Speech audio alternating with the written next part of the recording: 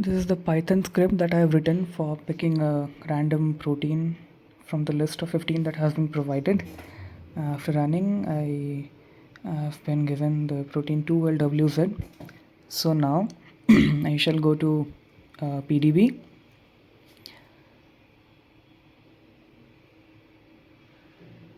and I'll type the PDB ID 2LWZ, click on it, and I see that it's the structure of single chain insulin, which has a total atom count of 445 and total 57 amino acid residue. This is the reference. So now I shall click on download files and download the file in PDB format. So it shall contain the atomic coordinates of each and every atom in the protein structure. I'm saving it as PDB file by creating a new folder so that things don't get mixed up, and we are good to go.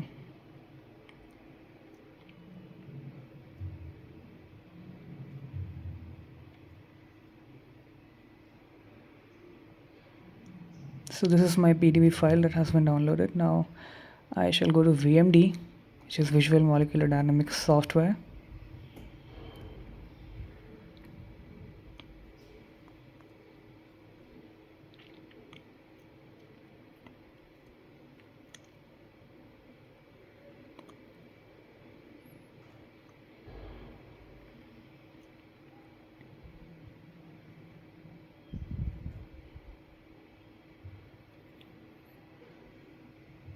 And click on DK console, and then I shall go to the directory in which my file has been saved.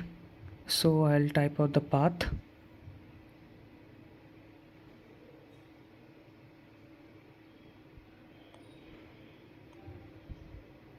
Oh, I'm sorry.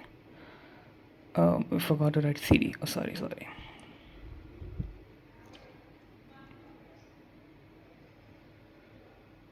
So this is the path of the folder in which I have saved it. We are here.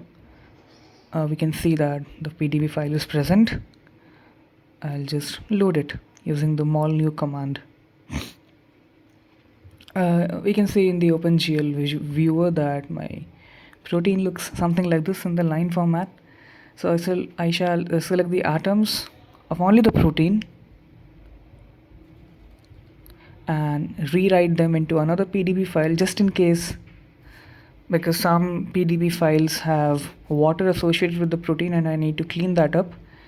So hence I'm selecting only the protein and writing it separately in another PDB file. Now I'm deleting everything that I have loaded, and now I shall load the new PDB file that I have created. Here I am sure that there is no other atom apart from those that make up the protein.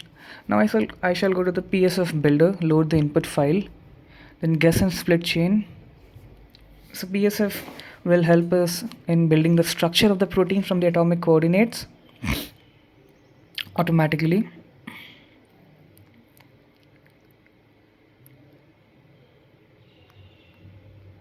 I shall now create the chains and apply the patches and finish my PSF build. So it has created two files. One is the PSF file and the PDB file. As again, we shall delete everything just to make sure nothing interferes with my workflow. And now I shall load the PSF file first, which is 2lwz underscore clean underscore out of psf.psf. And into this file I shall now add the PDB file.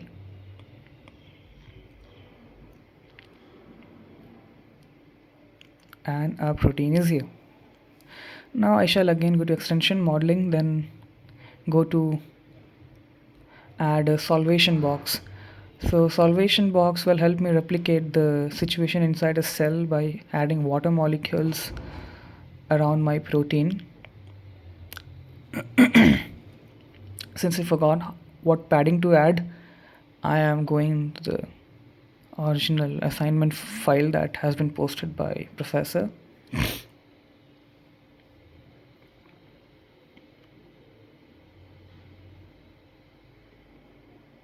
Oops.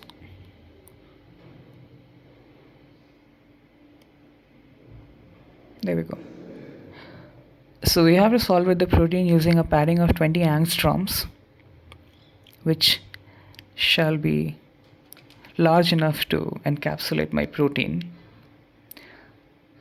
So I'll edit the min-max padding for each of the dimension to be 20 angstroms, so that my protein is kind of centerized inside the solvation box. The box size is as per the molecule dimension, since I have not been specified any particular box size. It's running, as can be seen in the TK console. Takes a little time, and it's done. Shall close this.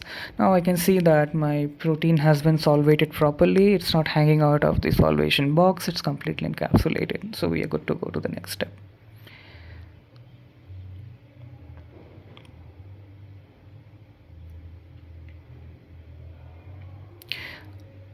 Even this solvation step has generated two files, one PSF file and one PDB file. And we shall load the PSF file first and load the PDB data into the PSF file. And then we shall select the waters first. It doesn't matter really. And then we will evaluate if there is any net charge due to the water molecules that have been added. But since each water is electrically neutral, we expect that the solvation box should also be electrically neutral. By solvation box, I mean only the water component, and it's neutral, it's 0. Now I shall see what is the charge on the protein, because proteins might have more of acidic residue, more of basic residue, and might have a negative charge and a positive charge respectively. So this has a negative charge of 3, and hence I need to ionize the solvation box in order to neutralize the total charge of my solvation box. And we have been specified to do it at an NaCl concentration of 0.5 molar, and we have auto-ionized it. It's done. Closing the box, and again deleting everything, and just loading the ionized files, PSF, and then PDB.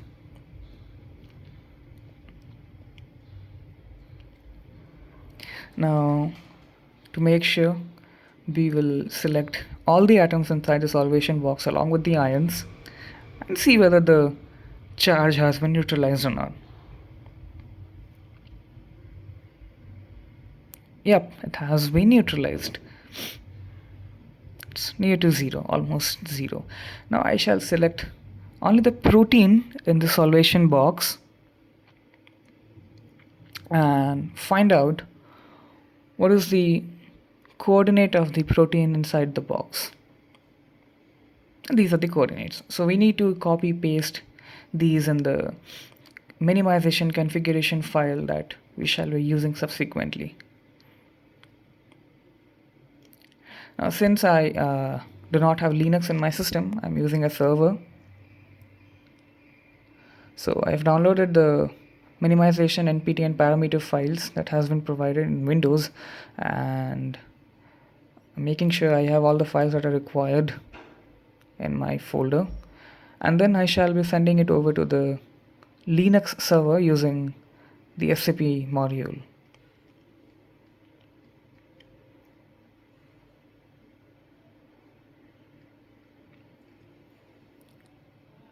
It's a very trivial operation, you just need to drag and drop. It has been copied. So I'm just deleting any redundant files just to make sure there's no interference.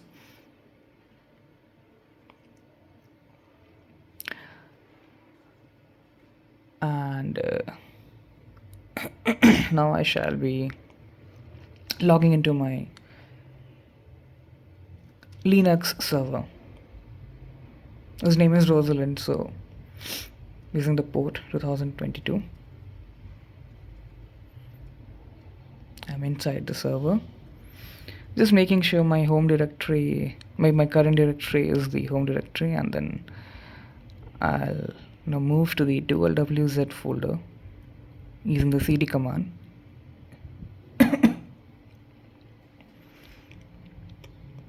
So we need to unzip the parameter.zip first in order to be able to use it.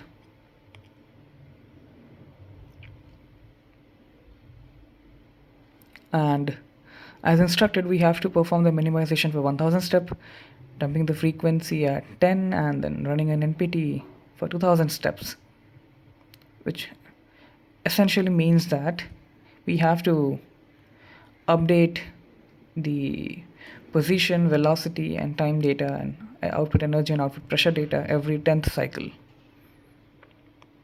So I'll now make changes to this file that has been initially provided by Sir. So I have to change the frequencies to 10. I'm changing everything to 10. DCD frequency, which contains the trajectory data, the XST frequency, which contains the periodic cell data, and the output energy, output pressure, and the output timing. Now I need to change the path that contains the parameter, because these directories don't exist on my system.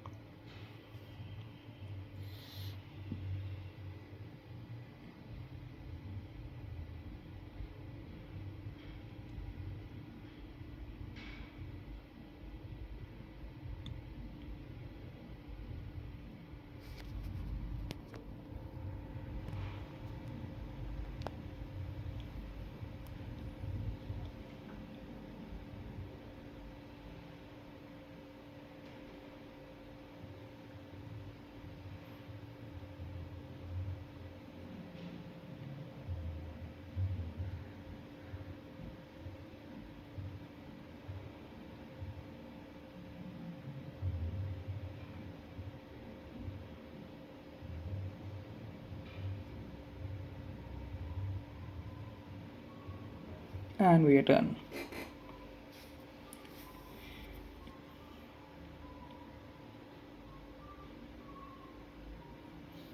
We shall change the minimization steps to 1000 as has been instructed for the assignment.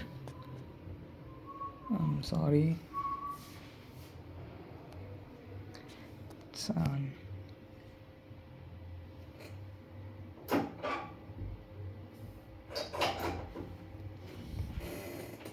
Now we'll save the data file and then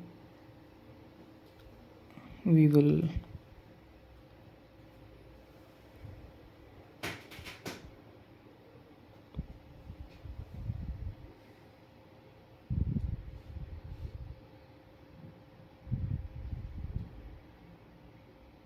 I'm just clearing the workspace to keep everything clear. Oh, I need to change it again.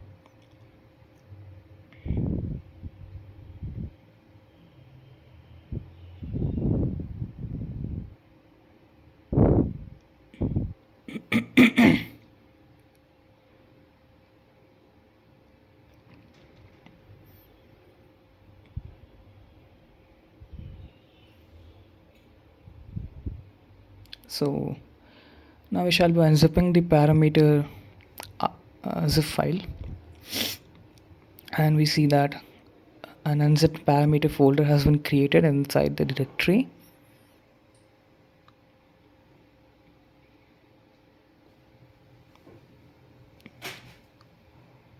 So now we are good to run the NAMD run.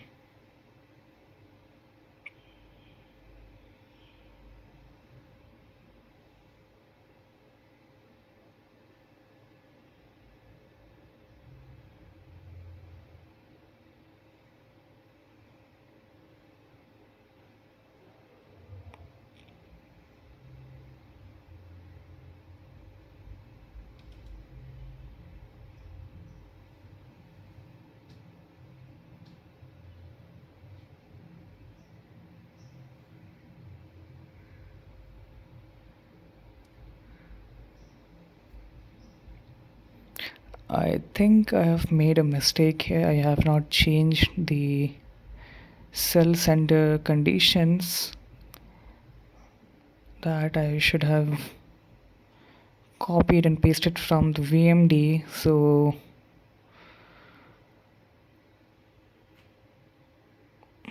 okay, we'll just edit the npd configuration file first, and then again edit the minimization configuration file and rerun the minimization step. I'm sorry, I skipped a step. So okay, so as again I'll just change everything to 10, dump frequencies to 10, and once more I need to change the path of each of the parameter to path that I have actually saved written. So home, my username, and 2LWZ, and I'll keep doing this for each of the parameter.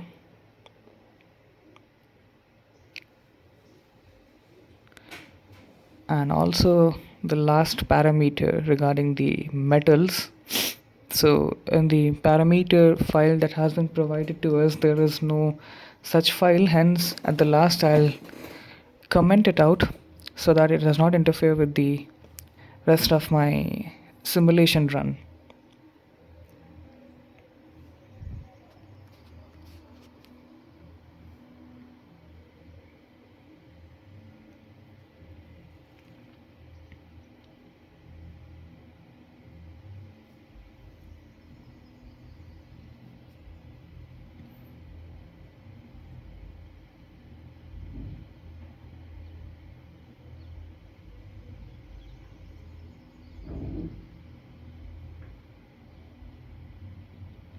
I'm changing it just due to completeness, but it's not really necessary as I'm eventually going to comment it out.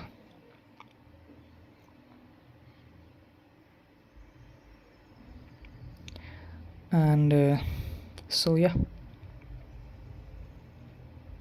I'm just leaving this for my own understanding later,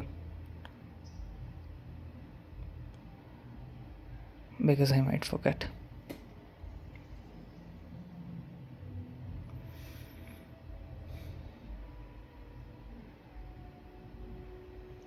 Just checking everything, and we have to change the runtime to 2000 and save this file. Okay, so since I did a mistake, I shall be running the minimization part once more, but I shall edit the configuration file first by going to the periodic boundary condition and changing the cell origins to whatever cell origin we have received from VMD. So the x coordinate is minus 2.9554, the y coordinate is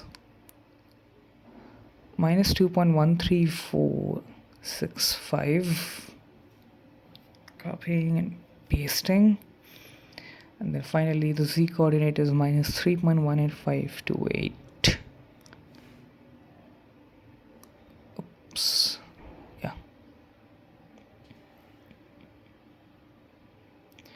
Okay, we shall save it.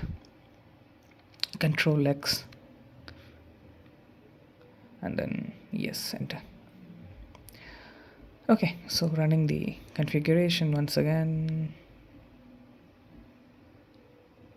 just increasing the number of cores to make it faster.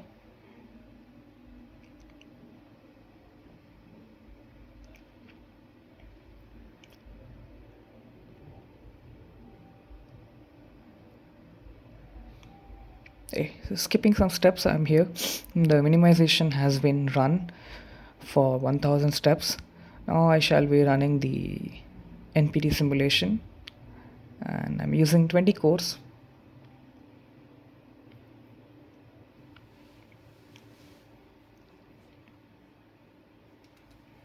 It's running, and it's done. So I'm just seeing whatever files have been generated. I see that it's filled now completely. We have the DCD file, the log files, and then the original ionized files, everything. So we are good to go to actually see how the simulation looks like. So I shall again copy back the data from my Linux server to my Windows local system, skipping, fast forwarding some steps here because these are not really relevant to my assignment.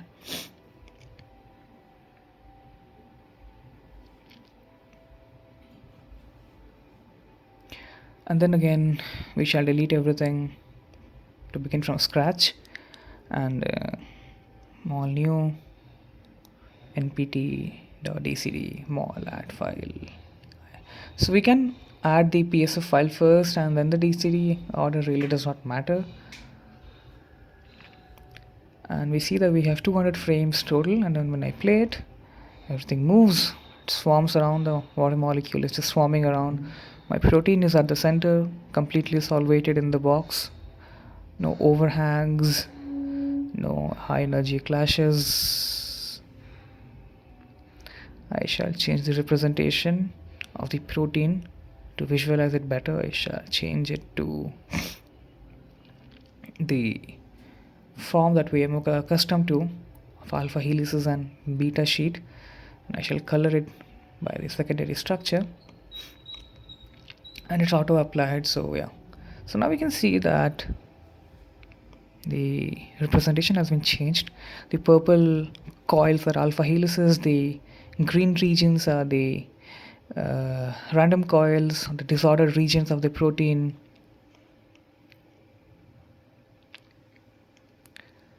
And they are mostly present inside or like near the terminus. I've removed the water molecule to help me look at the protein structure better and how it behaves. So we can see it kind of just wiggling around, not changing much in conformation, as we would say.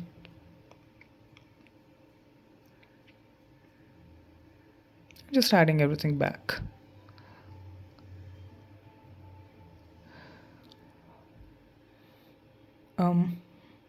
I think it would be better if I just do not protein, so that my protein still stays in the secondary structure, but everything else is in line format.